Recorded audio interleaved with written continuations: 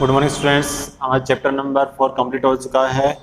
आज हम unit second start करेंगे जिसका चैप्टर नंबर 5 इलेक्ट्रिक करंट। तो करते हैं स्टार्ट। फर्स्ट इसमें है व्हाट इज इलेक्ट्रिक करंट। ठीक है, देखिए ये अपने पास एक कोई क्रॉस सेक्शन एरिया है और इस एरिया से चार्ज है वो पास हो रहा है। जब हम चार्ज को टाइम से रिलेटेड करते हैं तो हमें क्वांटिटी जो ऑब्टेन होती है वो होती है इलेक्ट्रिक करंट। ठीक है, तो इलेक्ट्रिक करंट क्या होती है कि the continuous rate of flow of electric charge, the continuous rate of flow of electric charge is called electric current. Okay, या इसको इस तरह से डिफाइन कर सकते हैं, net charge flowing through any cross sectional area in per unit time interval is called electric current. ठीक है, मतलब ये एरिया है। हम सपोज कर लेते हैं if charge del Q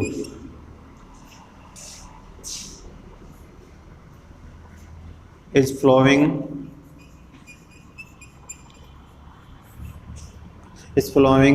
any cross sectional area in time interval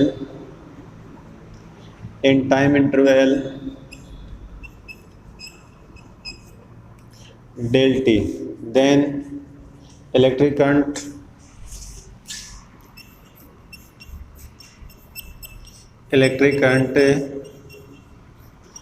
I equal to del Q upon del t. ठीक है, मतलब इस क्रॉस सेक्शन एरिया में डेल्टा क्यू जो चार्ज है वो डेल्टा टी टाइम इंटरवल में पास हो रहा है। तो उस कंडीशन में जो इलेक्ट्रिक करंट होगी वो होगी I equal to del Q upon del t. Clear. और if rate of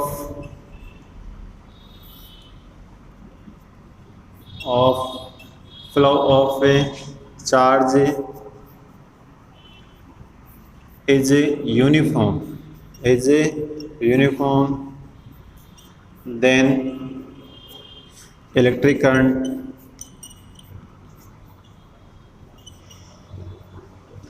I equal to Q upon T। ठीक है, ये क्वेश्चन फर्स्ट और ये क्वेश्चन सेकंड। क्लियर हो गया। तो यही थी इलेक्ट्रिक करंट की डेफिनेशन और इसका फॉर्मूला। अब नेक्स्ट देखिए, if del T tends to zero, if del T tends to zero मतलब टाइम इंटरवल है वो वेरी स्मॉल है। जब वेरी स्मॉल होगा तो उस कंडीशन में डेल क्यू भी वेरी स्मॉल होगा। then instantaneous current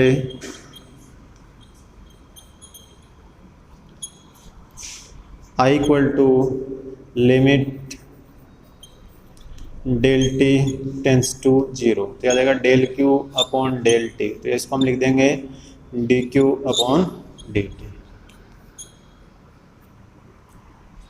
ठीक है, del T tends to zero then instantaneous current आ जाएगी I equal to D Q upon D T. मतलब सिंपल, अगर हमें चार्ज दिया हो टाइम इंटरवल दे रखा हो तब हमें इस फर्स्ट फॉर्मूले को यूज करके इलेक्ट्रिक करंट की वैल्यू फाइंड करनी है। लेकिन अगर Q is a function of a t, then we use a formula I equal to D Q upon D t. Okay, अब देखिए आगे इसमें इंपॉर्टेंट पॉइंट्स। फर्स्ट पॉइंट है कि एक इलेक्ट्रॉन है और वो न्यूक्लियस के अराउंड रिवॉल्व कर रहा है सर्कुलर पाथ में। ये अपने पास न्यूक्लियस है और इसके अराउंड इलेक्ट्रॉन है वो रिवॉल्व कर रहा है स्पीड v से और इसकी रेडियस है वो r है। ठीक है, if n electron revolves around a nucleus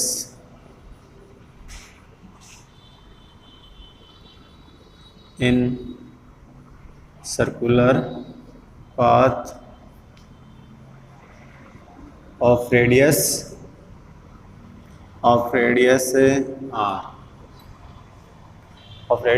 r with speed v, then equivalent current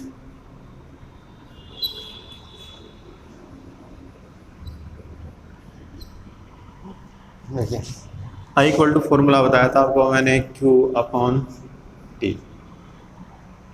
I equal to Q upon T। तो इलेक्ट्रॉन पे चार्ज होगा वो होगा E, और 1 रिवोल्यूशन में जो टाइम लगेगा उसको वो लगेगा कैपिटल T। कैपिटल T यहाँ क्या है? Time period.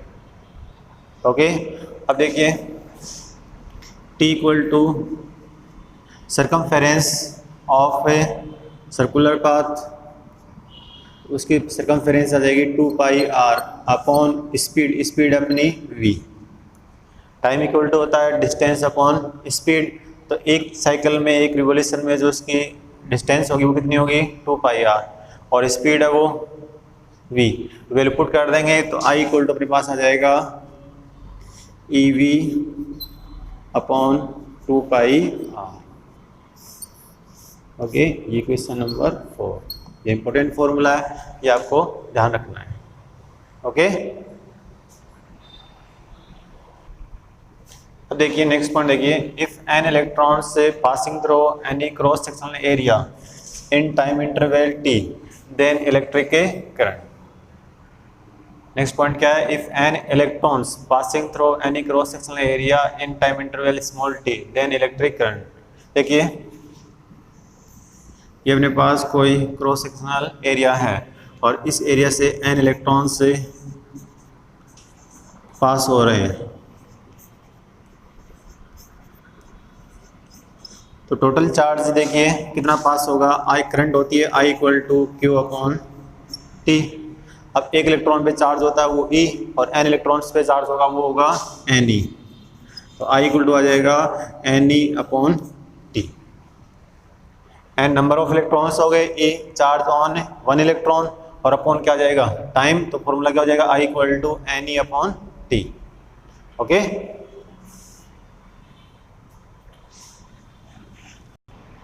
अब आगे देखिए इलेक्ट्रिक करंट। इलेक्ट्रिक करंट का फॉर्मूला बताया था आपको मैंने, I equal to del Q upon del T। तो यहाँ चार्ज है वो स्केलर है, टाइम भी स्केलर क्वांटिटी है, मीन्स करंट भी होगी वो स्केलर क्वांटिटी होगी। ऐसा यूनिट, चार्ज की यूनिट होती है कूलॉम, टाइम की सेकंड, तो कूलॉम पर सेकंड, और इक्वल टू होता है एम्पियर, और 1 कूलॉम पर सेकंड इक्वल टू 1 एम्पियर। ठीक है, और ये भी ध्यान रखना आप, इलेक्ट्रिक करंट है वो एक फंडामेंटल क्वांटिटी है। क्या है? Fundamental quantity. और इसके डायमेंशन लेंगे तो फंडामेंटल क्वांटिटी है तो डायरेक्ट हम क्या यूज़ कर लेंगे यहाँ? ए। अब देखिए bye convention direction of electric current, direction of electric current is in direction of flow positive charge. तो जिस डायरेक्शन में पॉजिटिव चार्ज फ्लो होता है उस डायरेक्शन में इलेक्ट्रिक करंट होती है, या यूँ कह सकते हैं हमें it is opposite to flow of a negative charge. Negative charge का मीन यहाँ है इलेक्ट्रॉन्स, मतलब इलेक्ट्रॉन्स जिस डायरेक्शन में फ्लो हो रहे हैं उसके अपोजिट डायरेक्शन में, उसके अपोजिट डायरेक्शन। जैसे देखिए ये कंडक्टर है और मान लीजिए इसमें इलेक्ट्रॉन है वो इस डायरेक्शन में फ्लो हो रहे हैं, तो इलेक्ट्रिक करंट की डायरेक्शन होगी वो इसके अपोजिट डायरेक्शन में होगी। Okay, clear? अब देखिए आपने देखा कि इलेक्ट्रिक करंट की है ना डायरेक्शन भी है, मैग्नीट्यूड भी है, बट फिर भी इलेक्ट्रिक करंट है वो एक स्केलर क्वांटिटी है। ऐसा क्यों? इसका रीज़न ये है कि electric current does not obey the law of vector addition, मतलब वेक्टर एडिशन के जो लॉ होते हैं उनका ओबे नहीं करती है। इस कारण इस क्वांटिटी को हम ये कहते हैं स्केलर क्वांटिटी। कैसे? देखिए 2 वायर हैं और उनमें करंट फ्लो हो रही है I1 I2, और ये नेट करंट हो जाएगी I1 प्लस I2। मान लीजिए 2 एम्पियर है और ये 3 एम्पियर है, तो टोटल करंट आ जाएगी 2 + 3 इक्वल टू 5 एम्पियर, और इनके बिटवीन एंगल है वो थीटा। अगर आप एंगल थीटा अगर चेंज करते हो इन वायर्स के बिटवीन, तो भी जो रिजल्टेंट करंट है वो कितनी रहेगी, 5 एम्पियर ही रहेगी, इसमें कोई चेंज नहीं होगा। लेकिन अगर ये वेक्टर होता, अगर एंगल चेंज करते तो इनका रिजल्टेंट भी चेंज हो जाता। ठीक है, तो इलेक्ट्रिक करंट है वो vector law of vector addition का ओबे नहीं करती है। इस कारण से एक कैसी क्वांटिटी है, scalar.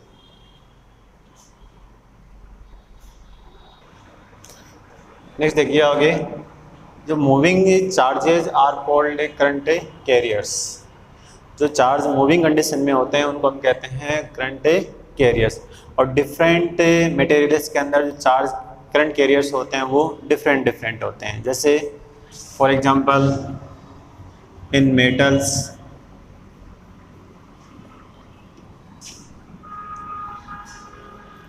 Free electrons, in metals free electrons are current carriers, current carriers. और in semiconductor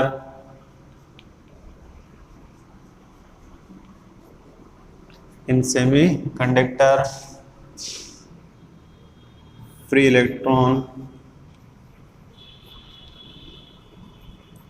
and holes are current carriers।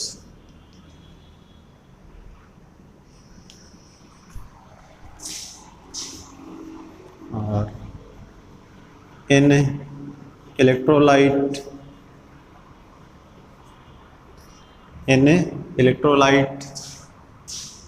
Positive and negative ions are called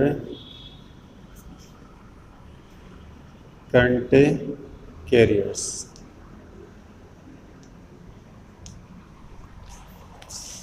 और in gases positive ions and electrons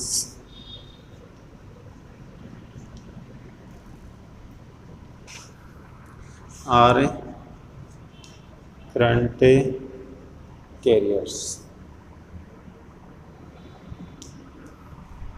clear. और देखिए इसमें मैंने metals के अंदर बताया आपको फ्री इलेक्ट्रॉन होते हैं, सेमीकंडक्टर के अंदर फ्री इलेक्ट्रॉन्स एंड होल्स होते हैं, और इलेक्ट्रोलाइट में पॉजिटिव एंड नेगेटिव आयंस, और गैसेज होते हैं उनमें पॉजिटिव आयंस एंड इलेक्ट्रॉन्स। और electric current also flows in vacuum, मतलब इलेक्ट्रिक करंट है वो वैक्यूम के अंदर भी फ्लो हो सकती है। जैसे आप टीवी की पिक्चर ट्यूब में जो इलेक्ट्रॉन जो मूव करते हैं वो वैक्यूम के अंदर करते हैं। ठीक है, तो इलेक्ट्रिक करंट है वो वैक्यूम के अंदर भी फ्लो हो सकती है। हमने इलेक्ट्रिक करंट डिस्कस कर लिया, अब इस पर बेस्ड न्यूमेरिकल डिस्कस करेंगे। देखिए, charge Q is passing through the surface depends time t according to the following equation, Q equal to 4tq plus 5t plus 6 coulomb and instantaneous current flowing through surface at t equal to 1 second. देखिए, instantaneous current होती है I equal to dq upon dt, और Q की value अपने पास है 4tq plus 5t plus 6। अब इसका डिफ्रेंशिएशन करेंगे तो 40 का हो जाएगा 12t स्क्वायर प्लस 5 और 6 का 0। अब t equal to at t equal to 1 second, 1 second put करेंगे तो I इक्वल टू आ जाएगा 12 प्लस 5, तो इक्वल टू आ जाएगा 17 एम्पियर।